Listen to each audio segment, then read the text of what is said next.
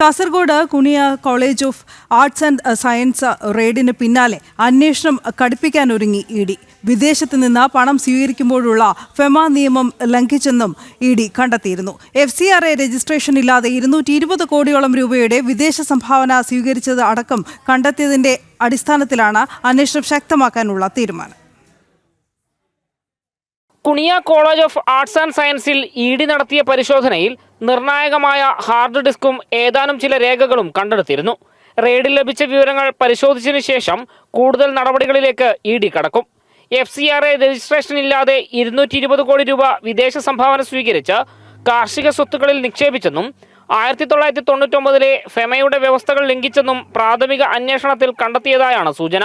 2023 സ്ഥാപിതമായ കുഞ്ഞഹമ്മദ് മുസ്ലിയാർ മെമ്മോറിയൽ ട്രസ്റ്റിന്റെ ഉടമസ്ഥതയിലാണ് Kuniya college of arts and science പ്രവർത്തിക്കുന്നത്. കണ്ണൂർ സർവകലാശാലയിലാണ് അഫിലിയേറ്റ് ചെയ്തിരിക്കുന്നത്. ഇക്കഴിഞ്ഞ 31-ാം തീയതിയാണ് പരാതികൾ ഉയർന്നതിനെ തുടർന്ന് കുഞ്ഞഹമ്മദ് മുസ്ലിയാർ മെമ്മോറിയൽ ട്രസ്റ്റിന്റെയും അതിന്റെ ചെയർമാൻ ഇബ്രാഹിം അഹമ്മദ് അലിയുടെയും സ്ഥലങ്ങളിൽ ഇ.ഡി. പരിശോധന നടത്തിയത്. FCRA രജിസ്ട്രേഷൻ ഇല്ലാതെ 220 കോടി രൂപയുടെ വിദേശ നിക്ഷേപം സ്വീകരിക്കുക. സംഭവവുമായി ബന്ധപ്പെട്ട് ഇ.ഡി. അന്വേഷണം ആരംഭിച്ചു കഴിഞ്ഞു. കൂടുതൽ വ്യക്തതയ്ക്കായി വിപുലമായ അന്വേഷണം തന്നെയാണ് എൻഫോഴ്സ്മെന്റ് ഡയറക്ടറേറ്റ് ലക്ഷ്യമിടുന്നത്. കെ സുബിത്തിനൊപ്പം മിഥുൻ പിള്ള, ജനം, കാസർഗോഡ്.